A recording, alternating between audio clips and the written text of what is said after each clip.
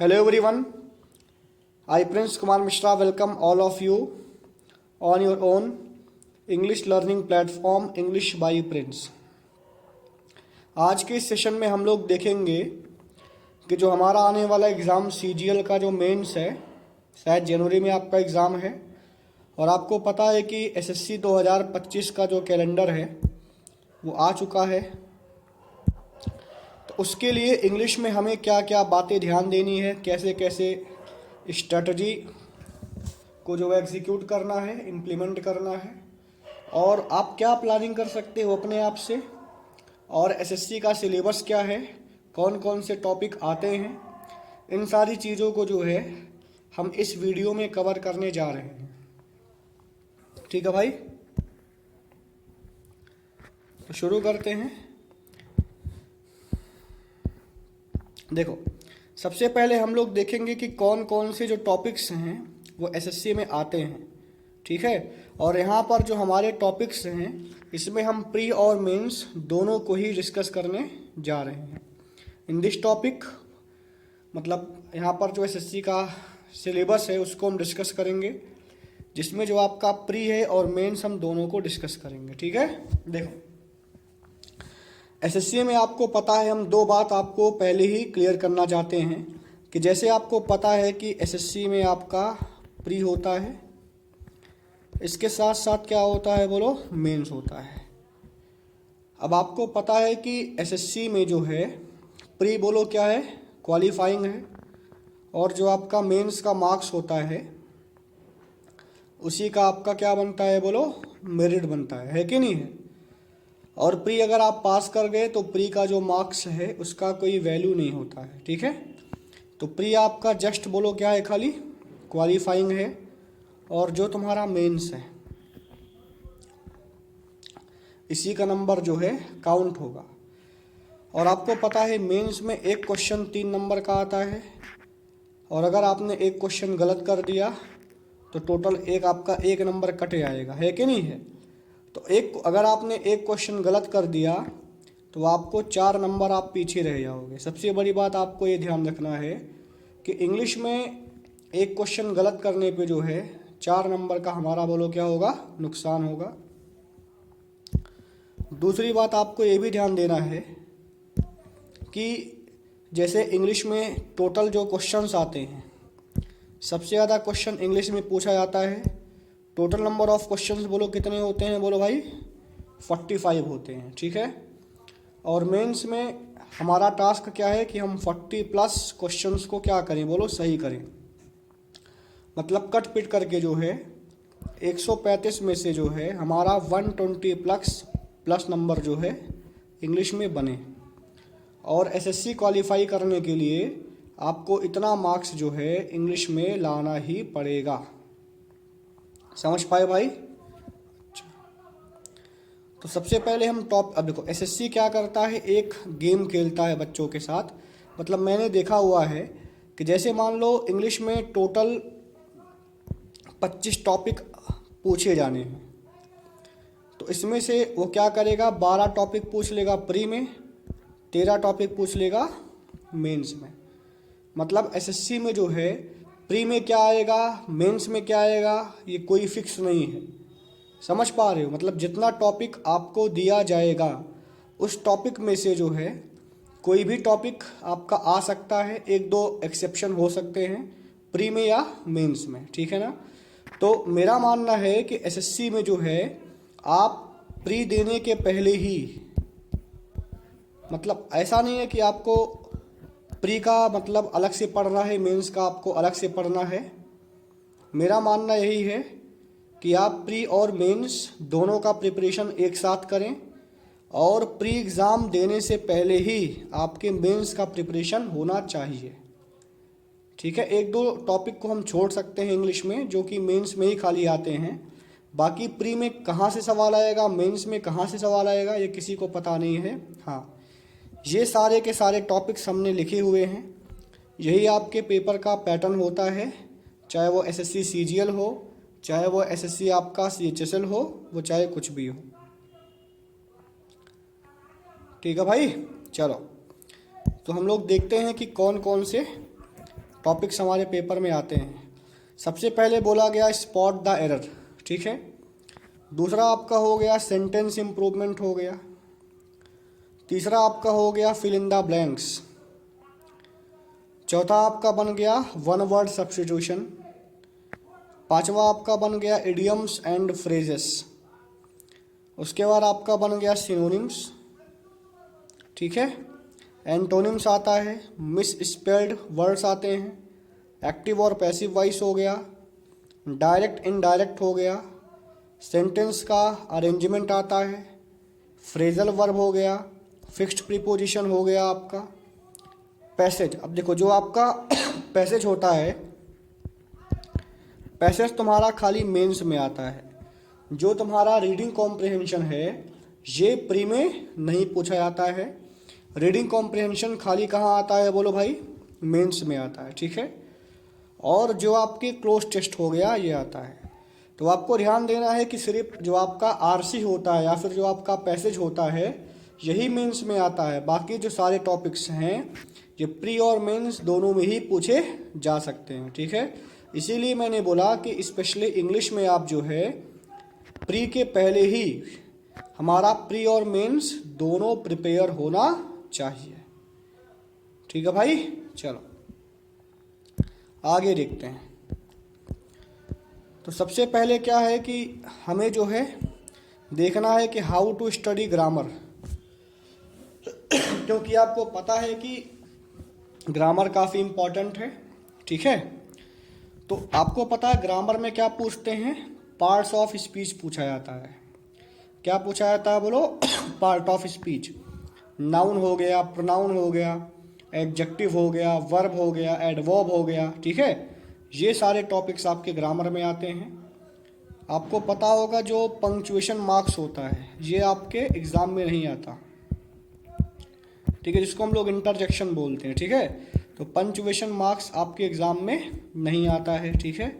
तो इसको आपको छोड़ देना है। बाकी आपको पता है ग्रामर में कौन कौन से पार्ट्स ऑफ स्पीच होते हैं, ठीक है, उसको हमें पढ़ना है। सबसे पहले लिखा हुआ है कि learn the exam oriented rules of grammar.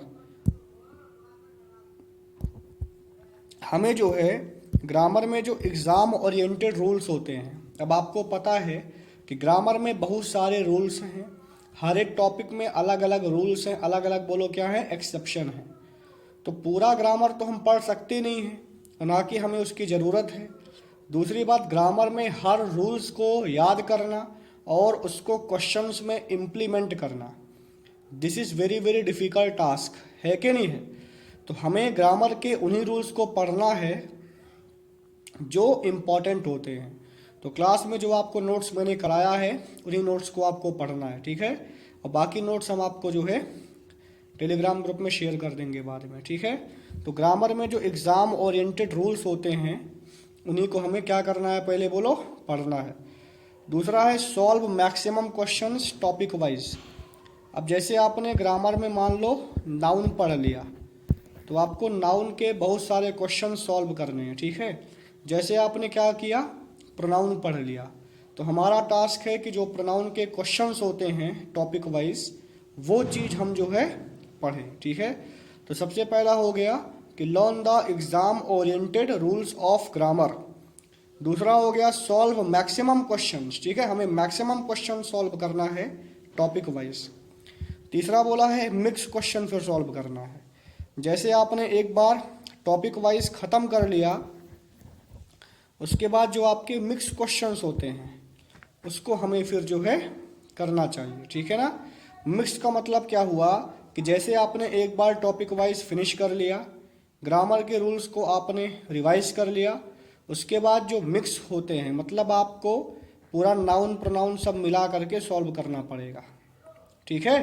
तो मिक्स क्वेश्चन सॉल्व करने से ही आपको जो है मतलब आपको पता ना टॉपिक वाइज भी उतना फ़ायदा नहीं करेगा। टॉपिक वाइज क्या होगा, आपको पता है कि ये क्वेश्चन किससे बेस्ड है, बोलो, नाउन से पूछा गया है कि नहीं है।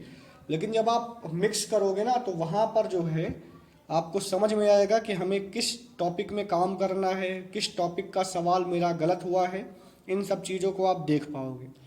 उसके बाद बोला है रिवाइज द रूल्स रेगुलरली। जो ग्रामर के रूल्स हैं ऐसा नहीं है कि आपने उसको एक बार पढ़ लिया तो वो आपको याद ही हो जाएगा, ऐसा नहीं होगा। आपको उसको जो है एक मतलब कुछ टाइम के बाद आपको क्या करना पड़ेगा, उसको रिवाइज करते रहना पड़ेगा, ठीक है। अब देखो जैसे मैं आपको बताता हूँ, मान लीजिए आपने क्वेश्चन किया वर्ब का, ठीक है।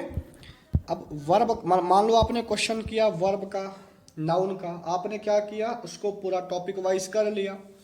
तो जब आप मिक्स क्वेश्चन करोगे, मान लो टोटल सवाल आपने 10 किया, जिसमें से आपका 7 सवाल सही हुआ, 3 सवाल बोलो क्या हुआ, रॉन्ग हो गया। तो आपको देखना पड़ेगा कि जो मेरा 3 सवाल गलत हुआ है, ये कौन सा रूल था जो हमें दिखाई नहीं दिया क्वेश्चन में, समझ पा रहे हो। तो क्वेश्चन के थ्रू आपको जो है रूल्स को रिवाइज करना चाहिए, ठीक है भाई, ये बहुत ज़रूरी है। उसके बाद बोला गया इमेजिन द रूल्स। रूल्स पढ़ने के बाद आपको जस्ट रूल्स को इमेजिन करना है कि हाँ, एक बार पता उसको अपने दिमाग पे लिखना है, ऐसा नहीं है कि कॉपी में ही लिखा हुआ है। आपने रूल्स को याद कर लिया, समझ लिया, उसके बाद रूल्स का ध्यान करो थोड़ा सा कि उसमें क्या है, कि पहले नाउन आएगा, कि पहले वर्ब आएगा, कि पहले प्रीपोजिशन आएगा, है कि नहीं है। तो आप रूल्स का दिमाग में क्या बनाओ भाई, पिक्चर बनाओ, समझ रहे हो भाई। उससे आपके दिमाग पे रूल्स आसानी से छपेगा। शुरू में आपको दिक्कत होगा बट बाद में आदत पड़ जाएगा, ठीक है। उसके बाद बोला है मेक योर ओन एग्जाम्पल्स। अब आप खुद ही एग्जाम्पल बनाने का प्रयास करो, ठीक है। जैसे मान लो मैंने एक एग्जाम्पल आपको दिया हुआ है, तो आप उसी प्रकार का 1-2 एग्जाम्पल अपने मन से भी बनाइए। उससे क्या होगा कि एग्जाम्पल के माध्यम से रूल्स आपको अच्छे से याद हो जाएगा। और लास्ट में बोला गया कनेक्ट द डॉट्स। अब आपको पता है कि जो ग्रामर के टॉपिक्स होते हैं, जैसे नाउन हो गया, प्रोनाउन हो गया, एडजेक्टिव हो गया, वर्ब हो गया, अब ये सारे के सारे टॉपिक्स इंटरकनेक्टेड होते हैं। बोलो भाई क्या होते हैं, इंटरकनेक्टेड। इंटरकनेक्टेड का मतलब हो गया कि जो तुम्हारा नाउन है इसके प्लेस पे क्या आता है, बोलो प्रोनाउन आता है।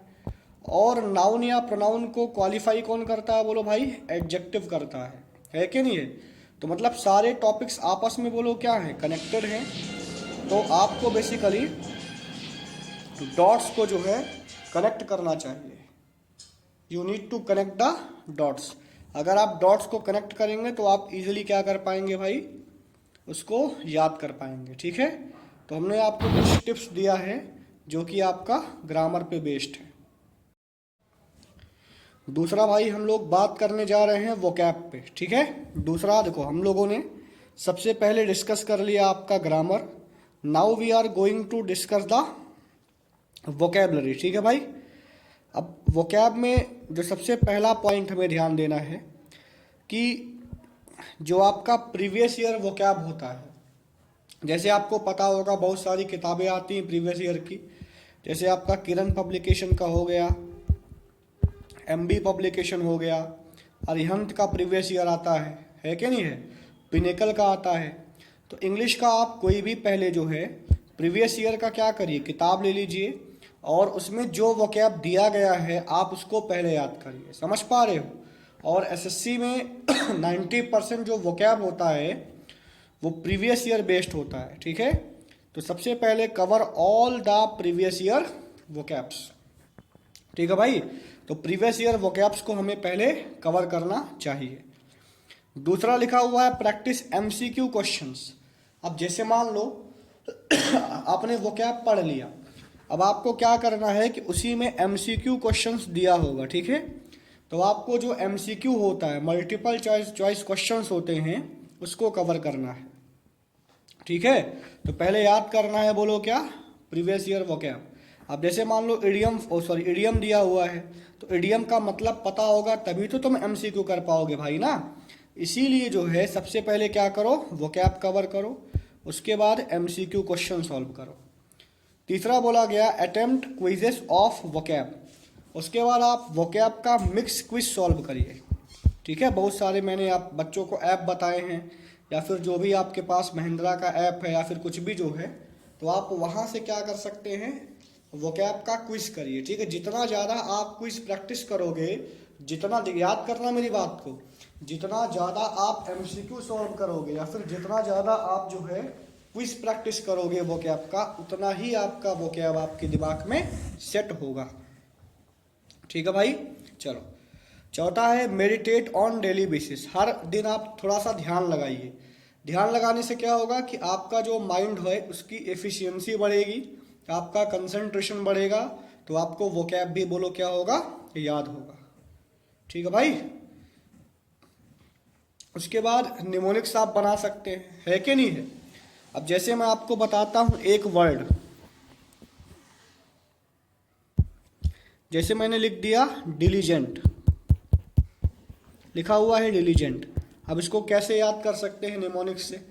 यहाँ पर लिखा हुआ दिल्ली प्लस जेंट, याद कर लो। दिल्ली के जो जेंटलमैन होते हैं वो काफ़ी बोलो क्या होते हैं, मेहनती होते हैं, है कि नहीं है। तो याद कर लेना कि डिलीजेंट का मतलब होता है मेहनती, इंडस्ट्रियस, लेबोरियस। ठीक है, तो इस प्रकार से निमोनिक्स से जो है भी आप वोकैब को याद कर सकते हैं। उसके बाद आपको थोड़ा सा पेशेंस रखना पड़ेगा। जैसे आपने 2-3 वोकैब पढ़ा, 10 वोकैब पढ़ा, तो हो सकता है आपको दिमाग में प्रेशर आए, दिमाग में पेन हो, है कि नहीं है, आपको बोरिंग लगे, बट आपको पेशेंस बना के रखना है। ऐसा नहीं करना कि आप तुरंत उसको क्या कर दो, क्विट कर दो। उसके बाद वोकैब को आप रेगुलरली बोलो क्या करिए, रिवाइज करिए। देखो वोकैब को जब भी आप रिवाइज करो तो एमसीक्यू के फॉर्म में रिवाइज करो, मतलब आपके सामने 4 ऑप्शन होना चाहिए, है कि नहीं है। क्योंकि वोकैब के बहुत सारे जो क्वेश्चंस होते हैं वो ऑप्शन से भी एलिमिनेट होते हैं, और आपको पता है कि एग्ज़ाम में हमारे पास टोटल 4 ऑप्शन बोलो क्या रहेगा, अवेलेबल रहेगा। तो हमारा काम क्या है, हमारा काम है कि जो सही ऑप्शन है उसी को क्या करना, क्लिक करना होगा, है कि नहीं है। तो एमसीक्यू फॉर्म में आप वोकैब को रिवाइज कर सकते हैं। ठीक है, अब देखो जैसे आप अगर पहली बार दौड़ते हो तो आपकी बॉडी में बोलो क्या होगा, पेन होगा। लेकिन अगर आप उस दर्द को सहते हुए दौड़ना कंटिन्यू करते हो तो कुछ दिन बाद क्या होगा, आपकी बॉडी एडजस्ट कर लेगी उस पेन को और आप दौड़ पाओगे।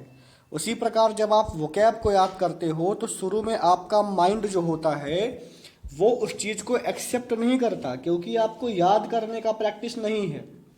दिमाग में पेन होगा, है कि नहीं, आप बोर होगे। लेकिन मान लो आपने क्या किया, गिव अप नहीं किया और 1 वीक तक वो टास्क कंटिन्यू रखा, तो फिर आपका जो माइंड है वो इस बात को बोलो क्या कर लेगा भाई, एक्सेप्ट कर लेगा, और फिर आपको याद करने में दिक्कत नहीं होगी, और याद करने का जो स्पीड है वो आपका इंक्रीज कर जाएगा। ठीक है, इसमें क्या बोला गया कि in starting you will forget the words. शुरू में आप क्या करोगे, शब्दों को भूलोगे, है कि नहीं है, क्योंकि शुरू में आपके लिए शब्द नया होगा। लेकिन जब आप उसको 2 से 3 बार क्या करोगे, रिवाइज करोगे, तो वो शब्द आपके सबकॉन्शियस माइंड में सेट हो जाएगा। और जब आप ऑप्शन देखोगे तो ईजिली आप जो है ऑप्शन के माध्यम से क्वेश्चन को सॉल्व कर पाओगे। इस बात को ध्यान रखना है। ठीक है भाई, और उसको आसानी से, नहीं बोलते take it easy and take the pain, दर्द को सहना है और उसको बहुत ही नॉर्मल लेना है। समझ रहे हो, जान लो कि आपको ये पेन मिलेगा ही मिलेगा अगर आपको वोकैब पढ़ना है। ठीक है, जैसे आप अगर जिम जाओगे तो पेन होगा तभी बॉडी बनेगी, उसी प्रकार दिमाग में भी दर्द होगा तभी आपका वोकैब डेवलप होगा। ठीक है, तो वोकैब में मैं एक बार फिर से बोल देता हूँ कि शुरू में आपको दिक्कत होगा, बट आप क्या करिए, उसको याद करिए। अगर याद ना हो तो ऐसे 2-3 बार पढ़िए ध्यान से। ठीक है, तो वो कुछ दिन बाद ऑटोमेटिक आपके दिमाग में सेट हो जाएगा।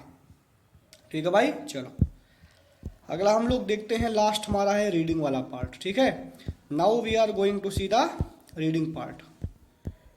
रीडिंग में क्या बोला गया, अब जैसे मान लो आपको पता है पैसेज हो गया, क्लोज टेस्ट हो गया, ये सब हमारे एग्जाम्स में पूछे जाते हैं, और इसमें थोड़ा सा आपको रीड करना पड़ेगा, कंटेक्स्ट को समझना पड़ेगा, तभी आप क्वेश्चंस को कर पाओगे। समझ पाए भाई।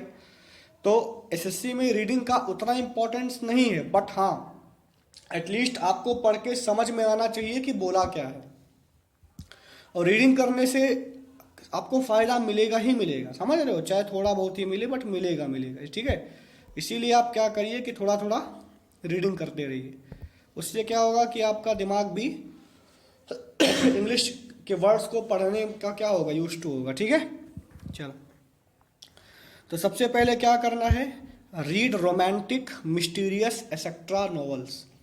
अब जैसे नहीं इसमें लिखा हुआ in initial days avoid reading difficult newspapers magazines etcetera. अब जैसे बहुत लोग क्या करते हैं, शुरुआत में द हिंदू न्यूज़पेपर पढ़ते हैं, है कि नहीं है। तो जो न्यूज़पेपर जो मैगज़ीन जो है डिफ़िकल्ट लैंग्वेज में है, तो शुरुआत में उसको नहीं पढ़ना चाहिए। क्यों? क्योंकि शुरुआत में आप उसको पढ़ोगे, आपको समझ में नहीं आएगा, तो आप डीमोटिवेट हो जाओगे, ठीक है। तो शुरुआत में जो आपके रोमांटिक नॉवेल्स होते हैं, मिस्टीरियस नॉवेल्स होते हैं, इन सब चीज़ों को आपको शुरू में पढ़ना है, और जो डिफ़िकल्ट न्यूज़पेपर्स होते हैं उसको नहीं पढ़ना है, ठीक है। जिसका इंग्लिश पहले से ही अच्छा है वो उसके लिए है, हम लोग अभी बिगिनर हैं, तो जो अच्छी आपको जो इंटरेस्टिंग लगता है वो पढ़ना है, ठीक है। अच्छा, उसके बाद आपको पता है, जैसे मान लो आप कुछ पढ़ रहे हो, तो आपने एक पेज पढ़ा, एक पेज पढ़ने के बाद एटलीस्ट आप उसको क्या करो, समझो कि मैं पढ़ा तो एक पेज, लेकिन क्या मुझे पूरा पेज समझ में आया कि नहीं आया। मतलब पढ़ो कम और समझो ज़्यादा, इस बात को आपको बोलो क्या रखना है, ध्यान रखना है, ठीक है। रीड लेस अंडरस्टैंड मोर, ठीक है।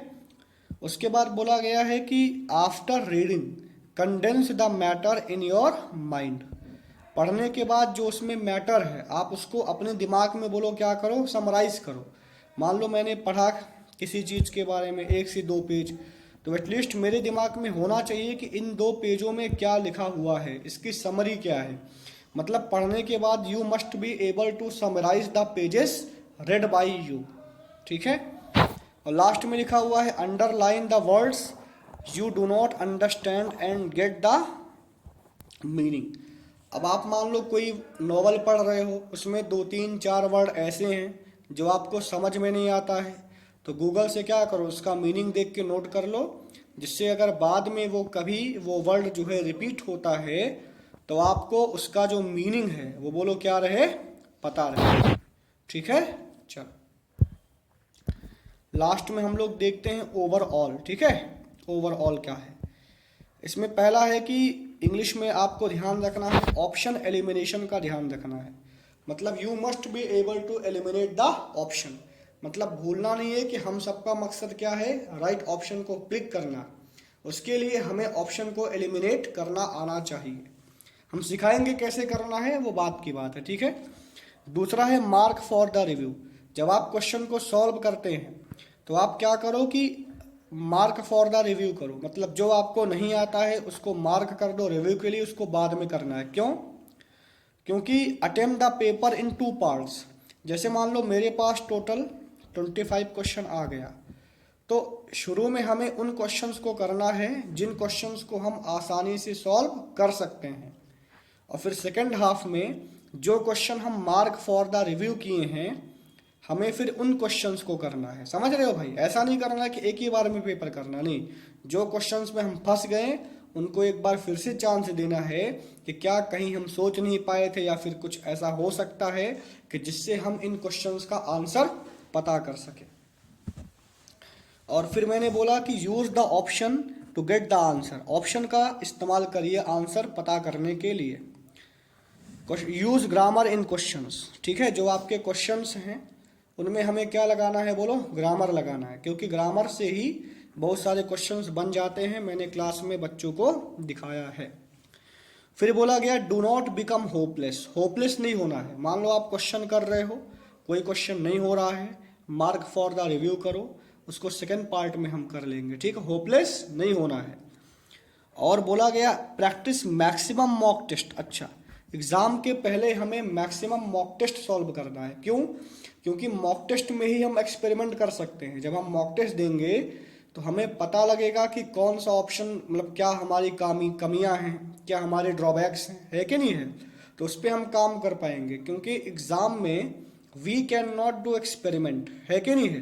तो जितना भी एक्सपेरिमेंट होना है, नंबर कटना है, या फिर जो कुछ भी अंदर डर लगता है, वो सब कुछ कहाँ करना है, बोलो मॉक टेस्ट में। तो मैक्सिमम मॉक टेस्ट आपको सॉल्व करना है एग्ज़ाम के पहले। अब मॉक टेस्ट के बाद क्या करना भाई, एनालाइज करना है, ठीक है। और अपने वीक पॉइंट को पता करना है। मान लो आपने पता किया कि मेरा वीक पॉइंट क्लोज टेस्ट है, तो फिर आपको प्रैक्टिस करना पड़ेगा, क्या बोलो, क्लोज टेस्ट। तो इसी प्रकार मॉक टेस्ट देना है, एनालाइज करना है, वीक पॉइंट को निकालना है और उस पर काम करना है। लास्ट में बोला गया if you have any problem, अगर आपको कोई भी प्रॉब्लम होता है आप हमसे डिस्कस कर सकते हैं, ठीक है। टेलीग्राम पे आप भेज सकते हैं, हम उसको देखेंगे, ठीक है भाई। तो इस प्रकार हमने आज डिस्कस किया कि जो एसएससी सीजीएल का मेंस है या फिर जो आपका आने वाला एसएससी का एग्ज़ाम है उसमें हम क्या क्या कर सकते हैं, ठीक है भाई। चलो, thank you, thanks a lot.